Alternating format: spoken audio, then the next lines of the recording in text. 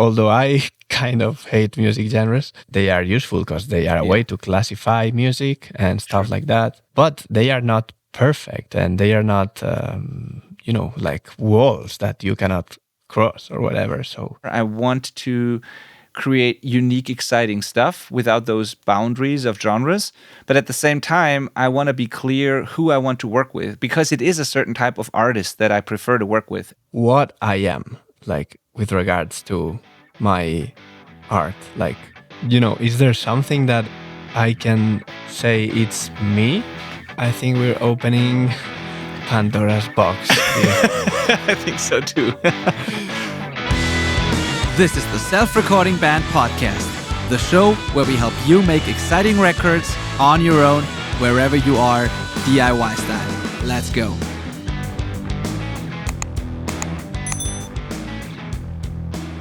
This week, two things happened that made me think differently about the music I make, the music I mix, how I mix, the style and genre and vibe that I like, and what I'm specializing in as a mixer. And I've been doing this for such a long time, but I never thought about it the way I did this week. And there was two particular events that made that happen.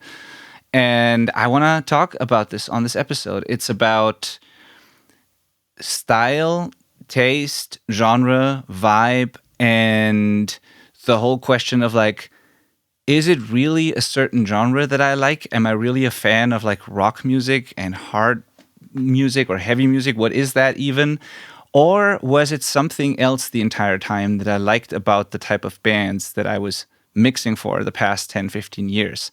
So this is, and this is going to be an interesting episode, and it's one where I am looking forward to talking to Manel about this, just because I know that Manel hates music genres, and so this is completely on topic. And this is one that's just top of mind, and we did an exercise inside of our coaching community this week that is also part of this that I want to share. So yeah, it's about taste, style, genres, and the whole question of does that stuff even matter? And I think it took me a long time now to realize what it actually is that fascinates me about certain types of music. And I want to encourage you as a listener to think about this as well, and maybe be open to some new ideas and hopefully expand your toolkit and what you can do with your music and the influences that you can use to make more unique and exciting stuff. Anyways, I'm Benedict Hein. I'm a mixing engineer.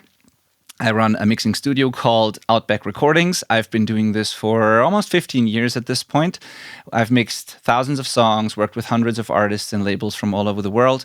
And everything that I've learned from making these records as a producer and then mixer, I'm sharing on this platform that we've built a couple of years ago called the Self-Recording Band.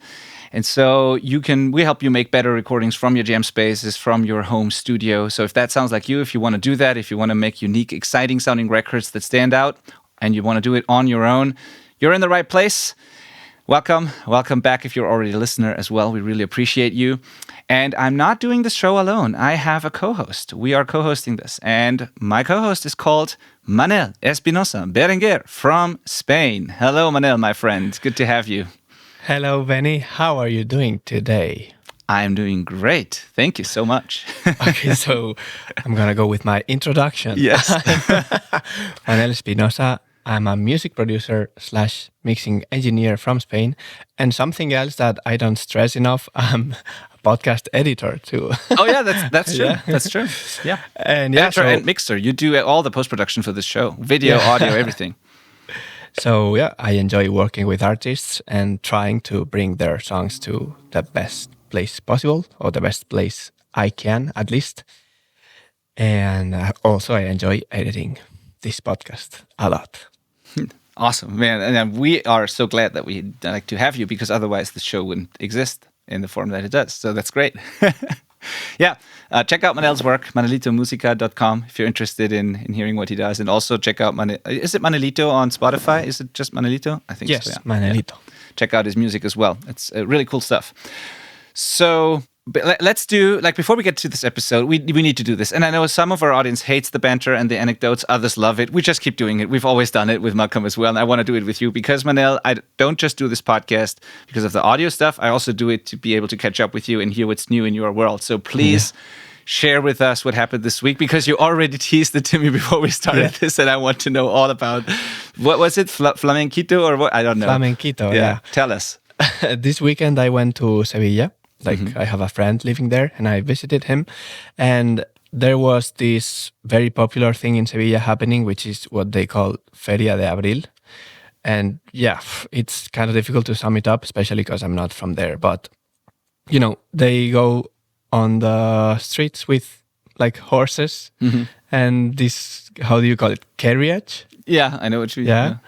And then they have this, these places, I'm going to call them places because I don't know how to call them, places where people eat and drink and normally dance, a kind of music that's called Sevillana, and also play music with normally live bands and stuff like that. And the interesting thing, I think, is that to put you in context, I felt like I was in a different country, because like people tend to think that flamenco is something that's Spanish, like super Spanish, and it is, but it is from the south of Spain. So if you're not from there, you probably know nothing about it, right?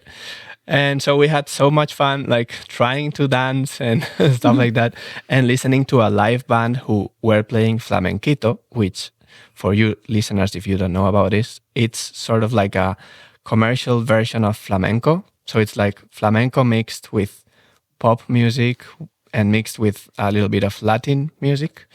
So yeah, that's it.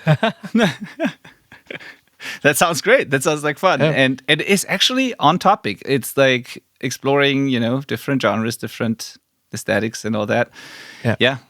It's so, any like takeaways from that, or was it just fun and interesting, or is it something that influences you in any way, shape or form? Fun and interesting because, I don't listen to flamenquito normally, and it was fun to listen to, all different kinds of music in the same thing. Sometimes it felt like we were in Cuba or something like that because they were playing Latin music things, and I didn't know that they were doing that in Spain, like as a normal thing for them, The only, the big difference, I guess, is that if you compare it to like Latin American countries, like, I don't know, Venezuela, Colombia or whatever, that even though the rhythm is kind of similar or can be kind of similar, they dance totally differently, the same thing.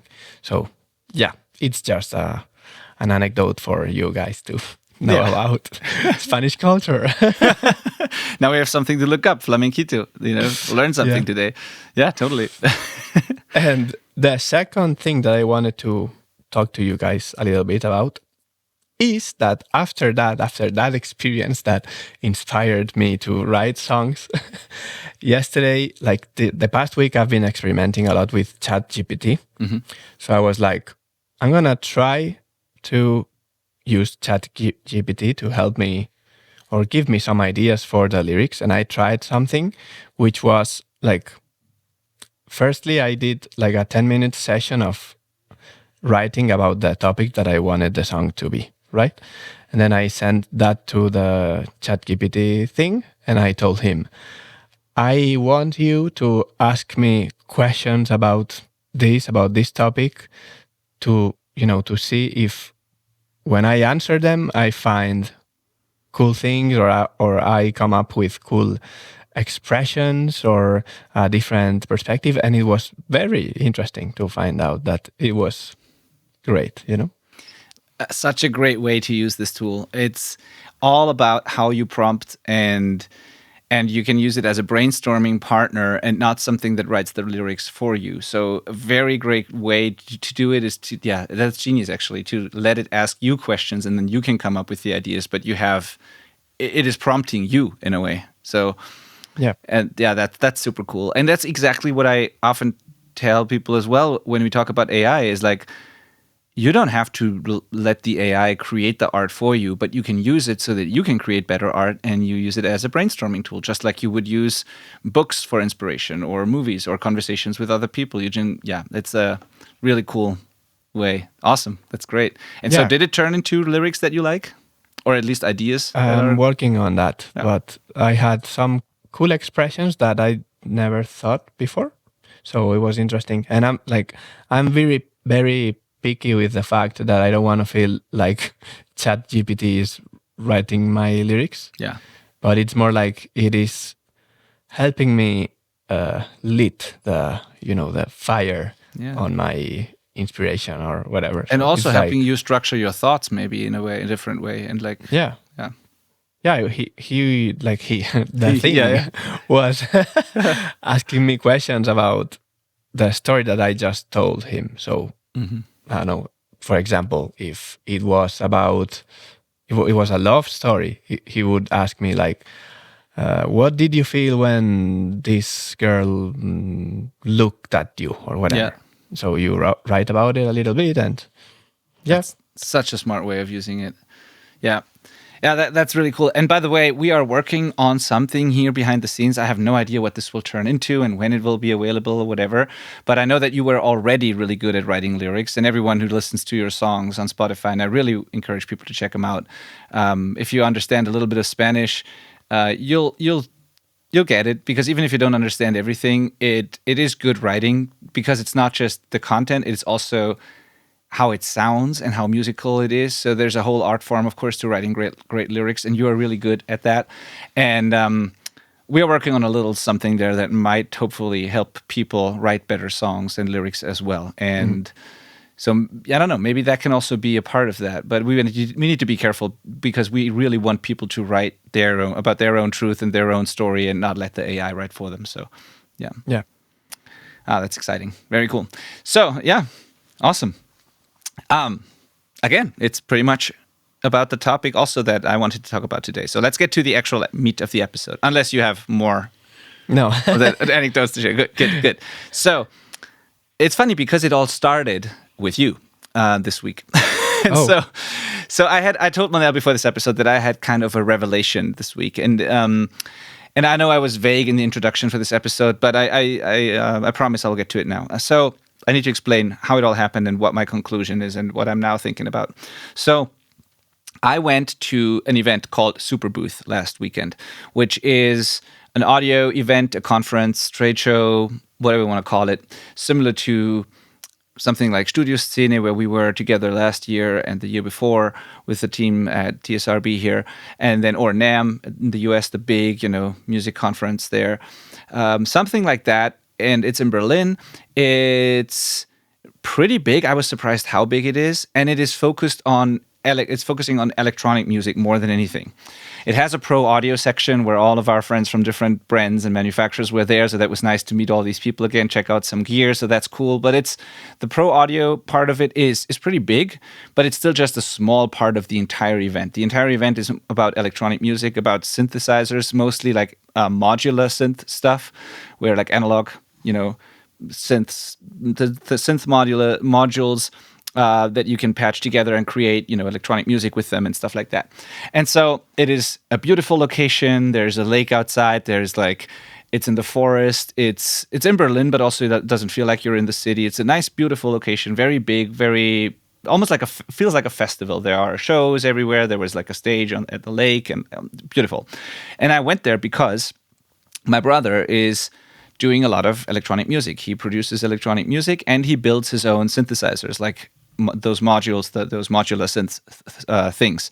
He does nerdy things that I don't have any idea about. Like he designs those, and he creates his own gear and all that. And and I don't have that much to do with electronic music, so it's not really. I didn't think of going to this event actually, but.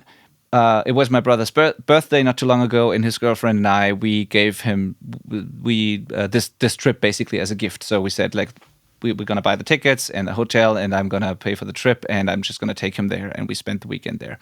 So this was kind of the thing we did, and it was awesome. It was so much fun. And on the way there, in the car, I showed him your music. And I wanted to know what he thinks about it. And because he's interested in all kinds of different music, and I know that he's just a very talented musical person. And I was just showing him your music, Manel. And he really absolutely enjoyed it. And we listened to all of your songs that are on Spotify and all of the stuff that I've heard and that you uploaded for the program, right? And so we just went through all of this, and he was just fascinated by it. And we discussed your stuff a lot. And it was hard for us to put it into a genre box. It is, there is a vibe, there is a common theme and all of that, but it was very interesting to hear those different influences. And I knew all the songs, but it was interesting to hear him talk about this. So that was the first part where I listened to, or we listened to, the vibe and some things you did more than we paid attention to what genre that exactly is. And we just enjoyed it, although it was not the type of music that we both typically listen to. So that's how the trip started. Then we got there, and we went to this conference, and we met some friends of ours in the pro audio area, like I said. And then I went with my brother through all the, I don't know how many booths of all those synthesizer manufacturers and all this like gear that I have no idea about. And so he was like nerding out and trying a bunch of things, and I felt like I now knew what it is like for some people in our audience and some of our students when they're new to this, and they see me use 10 different compressors and EQs and wonder like what the difference is and what does it all do and why do I need this over this, and like, that's how I felt when I looked at these synthesizers. I was like, I'm seeing the same damn thing for the 18th time right now. Like, what is the difference? It all sounds the same to me. It all looks the same to me. Like, why would I get this and not this? And why is this so expensive and this not? And it was like, I realized like how people feel when they are new to something like this. And so my brother was patient, explained it all to me. And then I listened to a couple of artists do their thing with those synthesizers, and it is an art form. Like, you play them like an instrument, right? You generate sounds and you patch it into another thing and you modulate it, and then it's a very fascinating way of making music. And I know for some of our listeners this sounds super trivial if you're used to that kind of to using this kind of stuff. I'm not, so I know that it exists, but I've never really did it, and but I've learned a lot there. And then we sat down, and I experimented with modular synths for the first time myself. And so I sat down in a couple of booths, and I patched together a couple of things. I created noise and sounds, and I quickly got completely lost in it, and I loved it. I had no idea what I was doing. I was just turning knobs, and noise was coming out of those things. I had headphones on, and I just created beats and grooves and bass lines and melodies, and without really knowing what I was doing. And what was so interesting then was that I have nothing to do with electronic music. It's not something like EDM music or anything like that. It's not something that I listen to a lot. And I've always done the band music, the heavy stuff, the distorted guitars, some indie rock and that stuff, of course, too. And I always thought that's kind of my genre. That's like what I like is music made by guitars, bass, drums, and vocals, and then post-production elements, maybe whatnot. And I've been listening to hip hop. That's also something I know. But like for the most part, I thought it's this type of instrumentation that I just like, right? And then when I sat down there and spent some time playing around with these synths, I realized, man, I'm creating by default, just intuitively, pretty much the same textures and vibes and things that I like in band music. So I found myself, most people there did the chill out, lounge. Some people made like lounge type music. That's what it sounds like to me, or like chill, melodic, whatever stuff.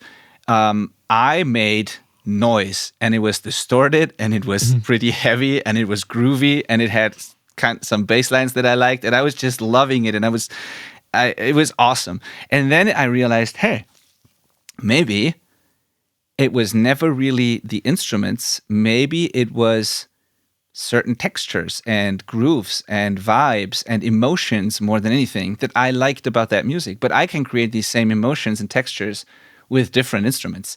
Instead of having a real drum kit and distorted guitars, I can make a crazy distorted fuzzy bass line with that synth, create a hard-hitting drum groove with that thing, create ambient pads that sound like lead guitars or have a similar effect. And the result is something different, but it feels the same to me. And I can create a heavy breakdown part. I can create a chill, like bridge in between. I can make big ambient parts. I can make fast, energetic parts. And And then I was like, yeah, that just kept me thinking. And I started to pay attention to what the other people did there. And then I thought, like, why am I always limiting myself to be the rock guy or the heavy music guy or whatever, when in reality, I can enjoy all kinds of music that have certain things to them that I just like. Certain types of melodies, certain types of grooves, certain types of textures, distortion, whatever.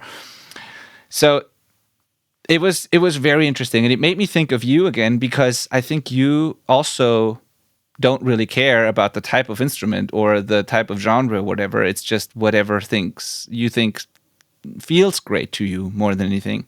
And then I thought of Pablo, another member of our coaching community, who showed me a couple of interesting productions in our coaching calls, and we listened to things like St. Vincent and stuff like that, where really amazing production, super distorted stuff, not always clear which instrument it is. It doesn't really matter anyways, but it's sometimes heavy, sometimes not, but I always loved it. And it's, yeah, anyway, and so it was very interesting thinking that for the last 10, 15 years, I was so much inside of my rock and heavy music bubble, when in reality, heavy music has nothing to do with guitars and drums necessarily. It can be all kinds of things.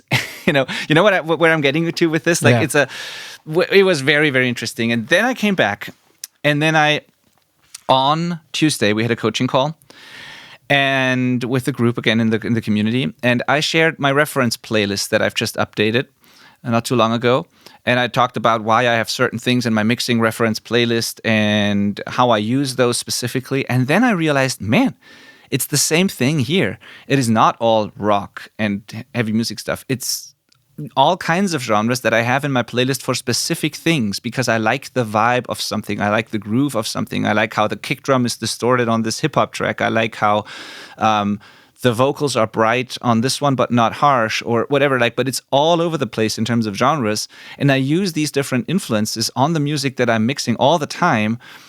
And I'm actually mixing these influences together in my work all the time. But I still always just think about it from the rock perspective in a way. But I realized that even on my reference playlist, it's all kinds of things. And then I thought, I need to, and I don't know if this will ever happen, but I would love to explore making music, not just mixing music, but making music like I did with my bands again, but not limiting myself for that in the way that it has to be a band. I would just love to explore sounds and create music, whatever, like regardless of the instruments that I'm going to be using. And I would be very interested to hear what happens when I do that and let that happen. And what I do if I combine, and I'm not the first person to do this, I know this, but it's new for me. If I combine my rock and heavy music influences with all the stuff that I like about the electronic stuff and the general, I want to find out the best way for me to create these kinds of vibes, emotions, and textures that I like. And I want to explore and figure out which elements and instruments do that best for me, basically. And I'm very interested to seeing like what that would be. Because maybe it's not even guitars, maybe it's a mix of different things. I don't know. But I don't know why it took me so long, but it was the first time this week that multiple things happened that made me question everything that I used to believe about genres and what I like and about my personal taste. And that it was never really the instruments themselves. It was partly the community of the scene that I was in and partly the emotions that the music creates, but not because it's guitars and drums. So this is my long monologue and rant on this. And I want to hear your thoughts now, Manel, because I know that you are light years ahead of me when it comes to this, and you have realized this long ago. And I want to hear your thoughts and how you see this, and like what you do when you want to create a certain type of emotion. If there are certain go-to instruments you use, if there are certain textures you like and you don't really care about the instruments, or what is in your toolbox, in your set of tools that you use to create certain things, and how much do you think in terms of genres or certain instruments, or is that totally irrelevant to you? And what are your thoughts on all of this? I think we're opening Pandora's box here. I think so too. Wow, I think I live in a constant artistic crisis. Okay. It's like I'm always thinking about like what I am, like with regards to my art. Like is there, is there something that I can say it's me, or like, because especially when I've been doing music like as a solo artist, I've been trying many things and people telling me, hey, we don't know what to expect because the next thing you release doesn't have anything to do with the first previous thing. And I've always had this and still have these doubts about, should I focus on something or a couple of things? Because I see, again, I'm gonna bring this guy every time, but Cory Wong, for example, Yeah. there are certain things that when you hear that, oh, that's what Cory Wong does. Like the pentatonic things he does, like with different voices and stuff. That's something that's very Cory Wong, or the types of rhythms or whatever. And I think he mainly focuses on that heavily, like almost in every song you can find that, But I just cannot be like that. Like, Yeah, because you're not Cory Wong. yeah, of course. But yeah, Cory Wong is just an example. But I've always found it hard to follow some sort of path, So I don't know. For example, with Pablo, now that you mentioned him, Yeah. I think that even though he also does different things, for example, he has a certain way of looking at harmony, for example. And like, he's my very close friend, so I've been listening to his music for a long time, and we also studied music together and all that. So I know him pretty well, but there are some things in his productions that are common, like the types of chords that he uses and stuff like that. So I kind of can get Pablo's style in some way. So yeah, but I don't really know what more to add. Like, I've always been experimenting with different things. Now with my album, I kind of find a way to do something that makes sense together. Like, because there's this different Latin music genres that I used in every song. So every song has a little bit of Latin music influence on them. And then the way I sing and stuff like that, it's pretty consistent all over the album, for example. But for example, right now, I feel the need to like make radically different music. Like, now I feel more like I want to go back to more guitar-centered music, So I don't know. It's very, very difficult to me because I think about these things probably every day, like, and I don't know who I am. Yeah. Artistically speaking, Yeah, that's exactly why I wanted to ask you. And I think a lot of people in the audience feel the same way. I'm pretty sure. And I also think that a lot of people think they know who they are, but mainly because they have been growing up in a certain scene, or that's a certain type of music that they're just used to and never really questioned it, like I did. And so I want to start this conversation and invite the audience to think about what it really is that you like about music, and if it is really a certain genre or instrument, or if it is a certain type of emotion that you feel yourself drawn to, or if it's certain textures that create that for you, if it is a certain type of groove or whatever it is. Because at the end of the day, it's all about emotions and feelings. And maybe in different phases of our life, we also enjoy different things. We go through different things, and music helps us deal with that. And so I would just love to see more people be really open to different kinds of influences and use whatever they have available to create the emotions that they want and make it come out of the speakers. And it happens more and more anyways. There's so many different subgenres. Like, people blend genres all the time. It's great. But I think even more people could like be less elitist about their genre maybe, or limit themselves less and be open to other things and try new stuff. Because at the end of the day, it doesn't matter which instrument you create the sound with. What matters is what it feels like. And maybe it also is freeing to some people, because you might want to do a certain thing and you think you can't because you don't have that instrument, but maybe you can do exactly the same thing with something else that you have available, and this is just interesting to me. And it also something also happened on this weekend that also made me think a little bit about this some more even, and that clarified something for me, which was, I met an artist that I've worked with a couple of times now, and I'm just working on their next record. And the band is called Max im Parkhaus. They are a great band from Germany. It's like indie pop thing. Some songs are more rock, some more funk, some more pop, but it's all pretty unique sounds, very well arranged, very well produced, and I mixed it for them. And they've been longtime listeners of this podcast.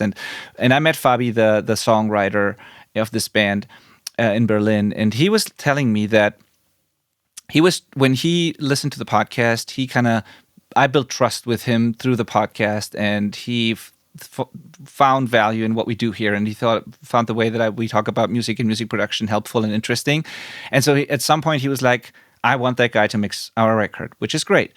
But then he also shared with me that he said, I was hesitant. There was just one thing that I was hesitant about, or like worried about, and that is that I was always the rock and heavy music guy, and they were making pop music or indie pop, or it has an edge, but it's not the typical thing that I always said I would do.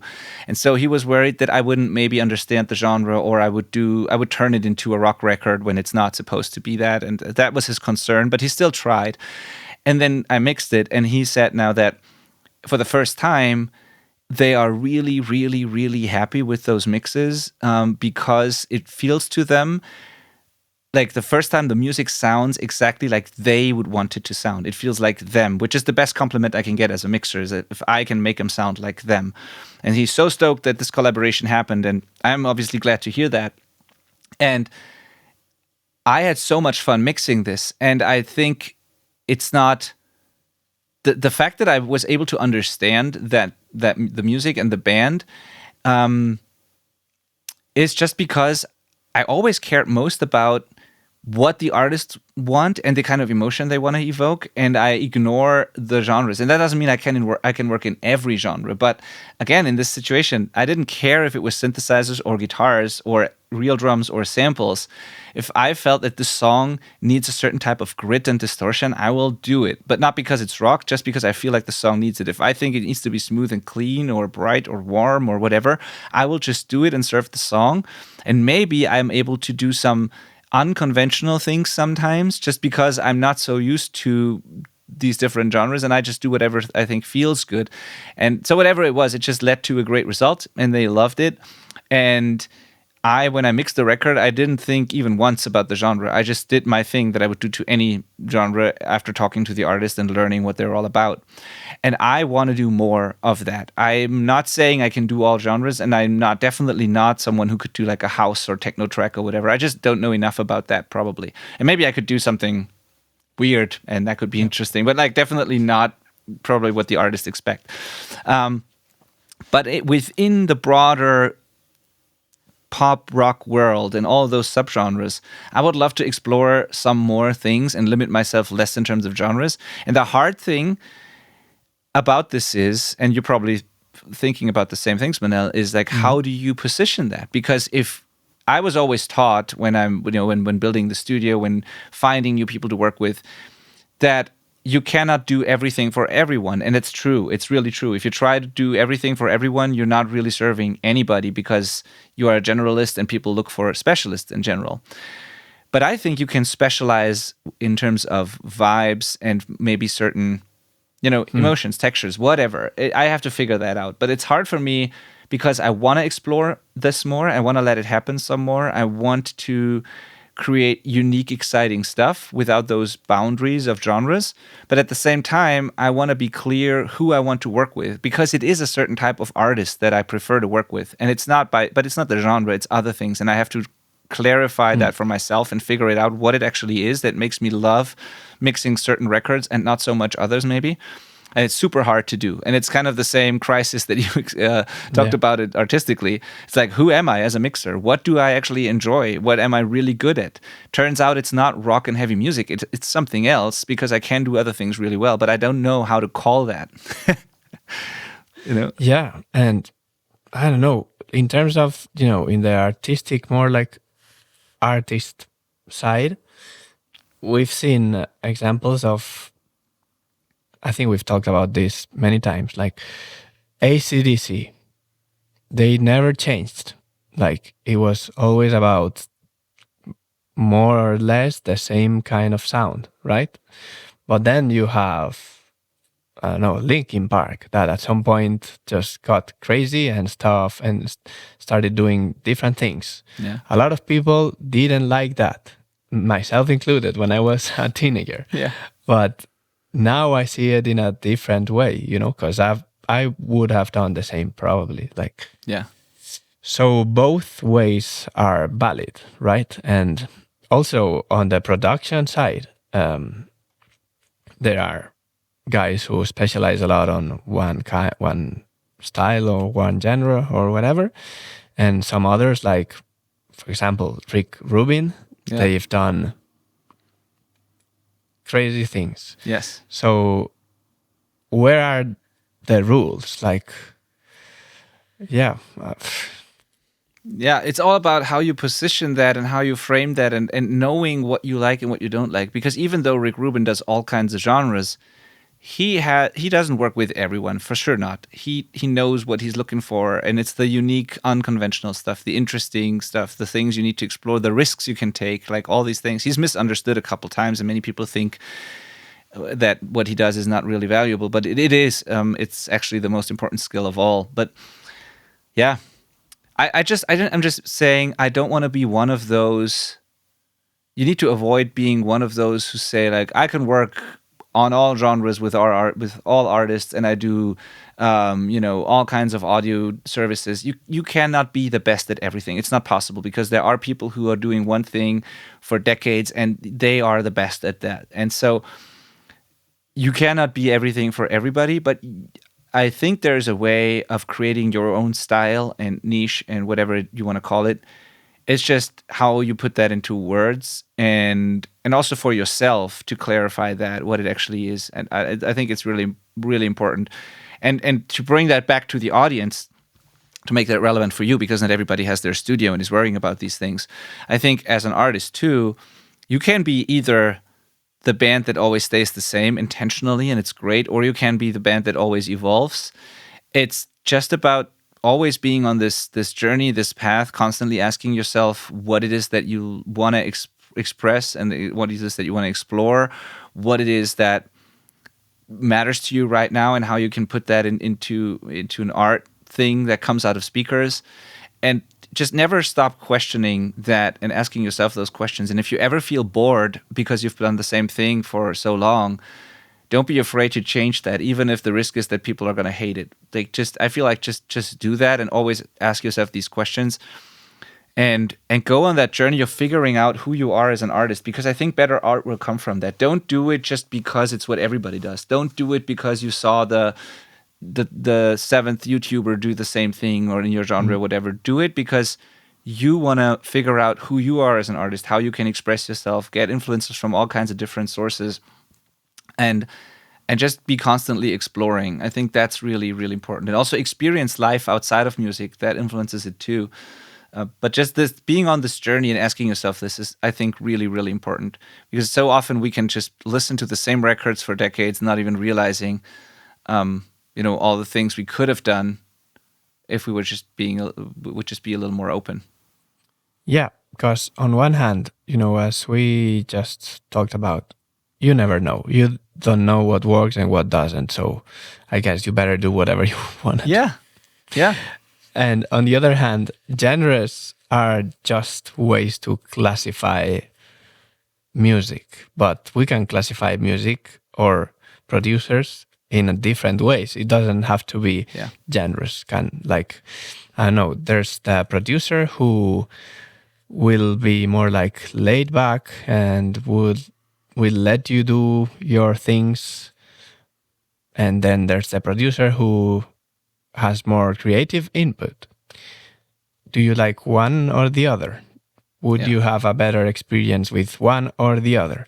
Or then there's the personality. Then you can have a producer who's more calm, who's not gonna push you, who whatever. And then you can have another producer who will push you, will, be more maybe harder when working with you. And maybe you like that.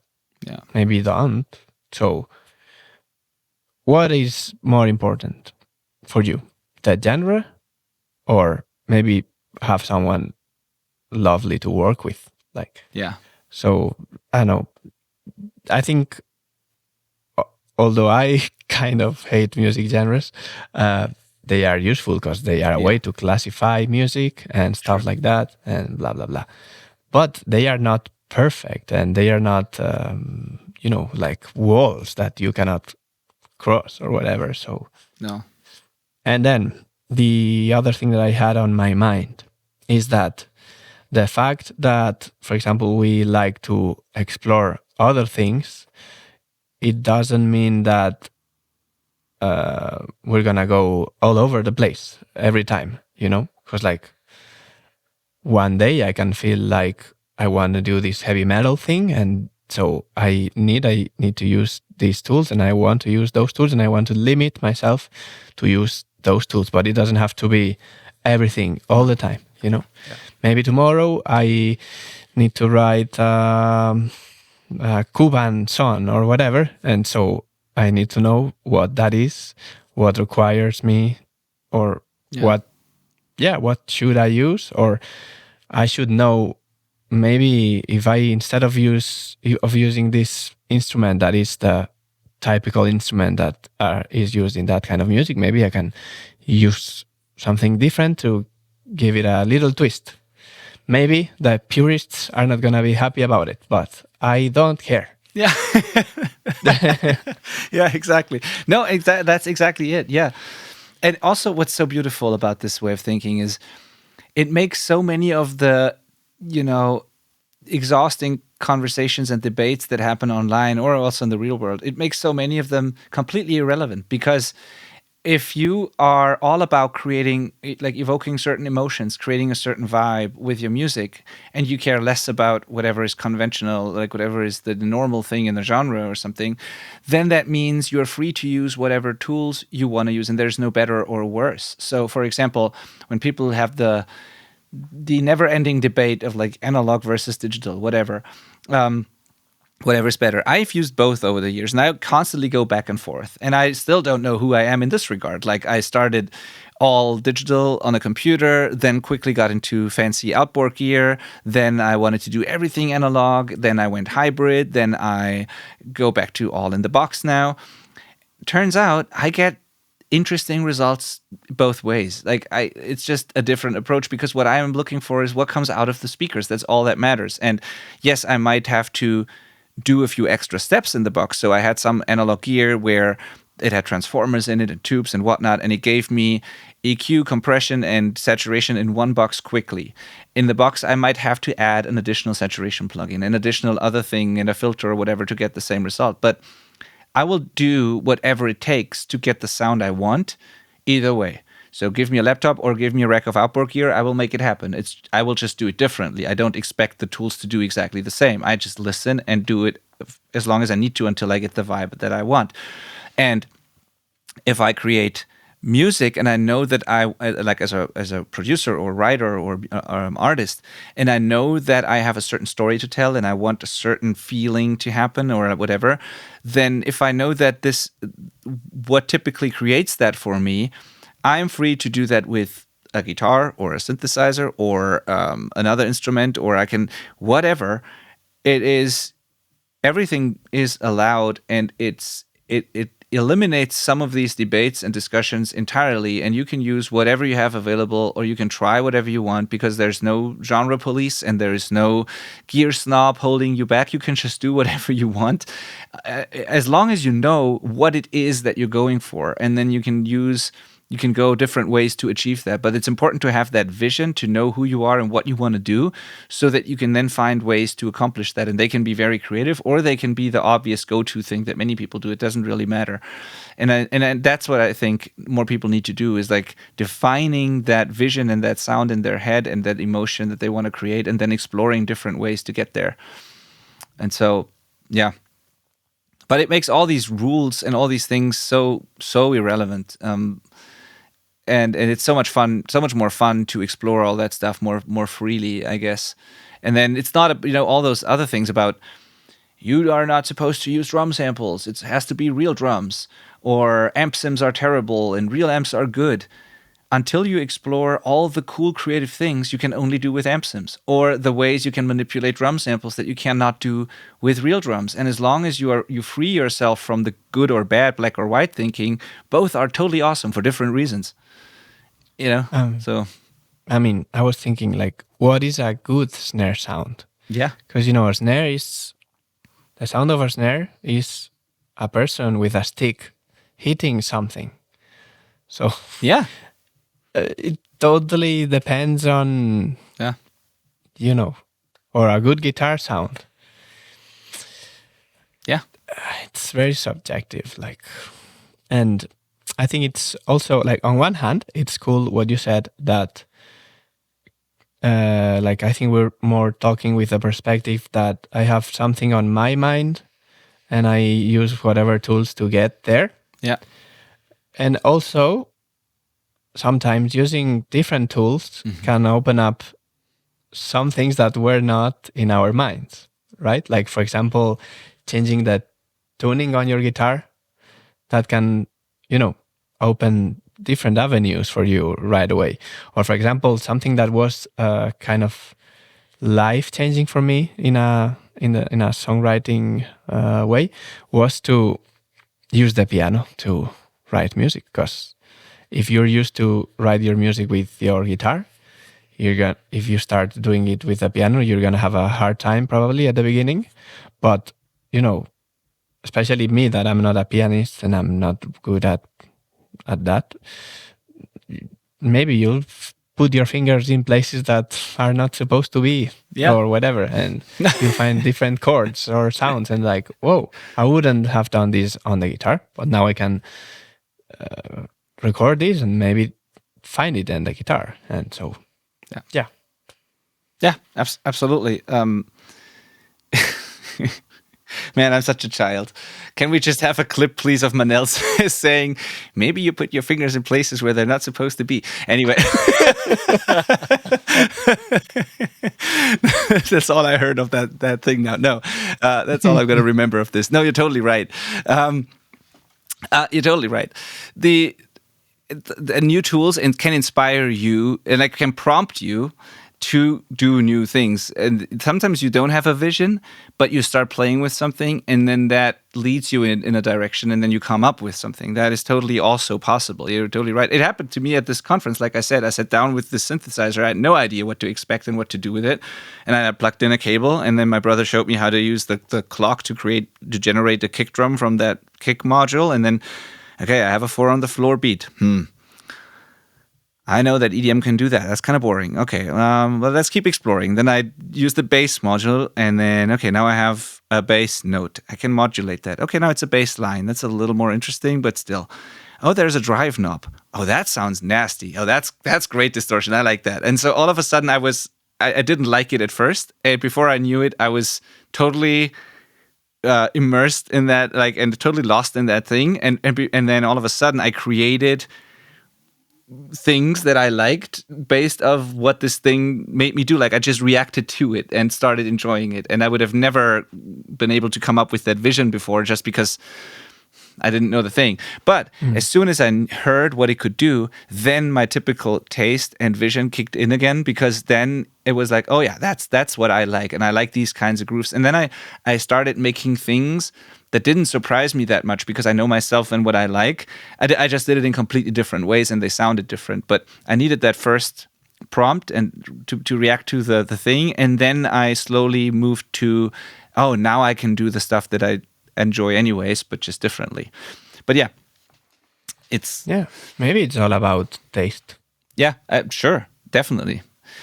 And being open to new tools, because I used to not really like synthesizers for whatever reason. They're just another instrument. You can do so many things with them. And, and so, and also, like I said, with the drums or amp sims examples, or I don't know, it's just different tools and they all can be awesome. Just like different real amps sound different. An amp sim from a real amp is different, and drum samples can do amazing things, and real drums can do amazing things, and synthesizers and all those things. So let's just explore that some more and come up with exciting new music. That's all I really want to say. I don't know where it's interesting and also a little bit frustrating because it's not easy to make sense of all of that or to put it into something. But in a way, most of all, I just feel excited that more than ever about music and about mixing music and making records. And I want to work with more exciting, unique, and bold artists who trust me with their vision and who have a conversation with me and where we can turn whatever they have into a fantastic record together. And I would love to work with more interesting, exciting artists in the coaching program as well, who want to explore this. And it's one of the first things I do with most people is I want to figure out who they are as an artist, what they stand for. And it's something that when we work together, I sometimes also realize things like, I think you have a really good feel for groove or for certain, like I notice patterns and things that people do really well, and I try to discover their superpower and what they stand for as an artist, what they do really well. And that is the most fun for me about the whole coaching experience, honestly, is like figuring that out, going on that journey and figuring out who they are as an artist, because some people come in and they have no idea, others have a pretty developed vision already. And just exploring that and finding their unique way of getting there is the most exciting thing about coaching. And exploring that and finding a way to give the artist the result they want is the most exciting thing about mixing. And yeah, I just want to do more of that. I'm more excited than ever. And if you are listening to this and you are making some kind of pop, rock, whatever music that you think would be something that we could collaborate on in any way, shape, or form, just let me know and reach out. And reach out to Manel as well if you want to do that. The only thing I want to say is, still, if you're doing whatever, house, techno, anything like that, I'm probably not the best expert for this. Despite all that I just said, there are certain genres I cannot do everything really well. There are certain things that I just enjoy. I need to listen to your music to be sure. But for example, if you want to get to the coaching program and all you do is EDM or techno, it's probably not the right place for you, because all of our resources, everything I teach and all that is based on other things, and I wouldn't be able to help you the best way. There are other experts for that. But as long as it's anything within the pop, rock, indie, whatever world, let's talk. Let's have a chat. Let's listen to this music. Let's figure out who you are as an artist. Let's figure out what's missing right now, why it doesn't sound the way you want it to sound, why it doesn't feel the way you want it to feel. Let's figure out what it is. When we have the technical knowledge to make it happen, we ask the right questions so you can explore that and figure that out. And then we can show you how you can make it happen with your own workflow. That's what it's all about, really. It's just building that bridge. You have your taste and your vision. You have these song ideas, but you don't have the expertise, the experience, and the technical knowledge to make it happen. And I'm kind of like the translator between that. And I want to hear you, listen to you, then show you the technical ways of achieving that, so that at the end of the day you get the result you want. And Manel you're doing a similar thing with how you work with artists, right? They have a demo and whatever, and you have the experience to turn that into what they want by listening to them, talking to them, listening to the demo, and then translating that into the final result. Yeah, we use a system of how do you call it, forms and stuff like that. Or sometimes they come here to the studio, we talk about it for a good while, we listen to music, to references. If I find that something that they say they want is not coherent, like, I talk about that with them and we make decisions and stuff like that until we get somewhere new, but somewhere better, I guess. Yeah, exactly. And contact us. manelitomusica.com. Manelito Musica on Instagram as well, I think. Yes. And in my case, it's benedictine.com or benedictine on Instagram. And of course, the selfrecordingband.com, where you can apply for mentoring. And when you do that, by the way, it's not that you have to pay right away or whatever. Like I said, I'm very specific and careful about who I work with, and I think that's true for both of us as well. So what you do is you contact us and you apply for coaching, for example. Then I will go through your application and the questionnaire you filled out, and then I will make a first decision if I think I can help you or not.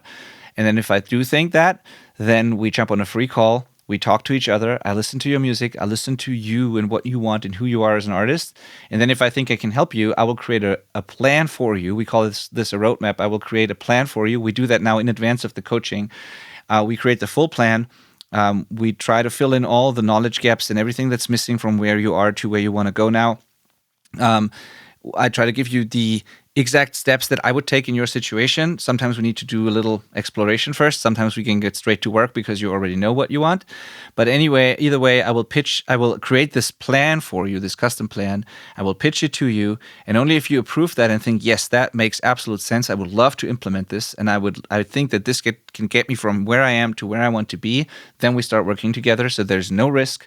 You can just talk to me, and we can figure out if it is a great fit for you or not. And same is true for mixing. If you want me to mix a record, I will listen to whatever you have right now, talk to you. If I think I can really help you, we'll do it. And if we think, well, I'm probably not a great fit because there's something where we're not aligned, I don't do it. And that's all that happens. And even if I spent an hour on the phone with you, I don't care. You don't have to pay for that. That's part of the job.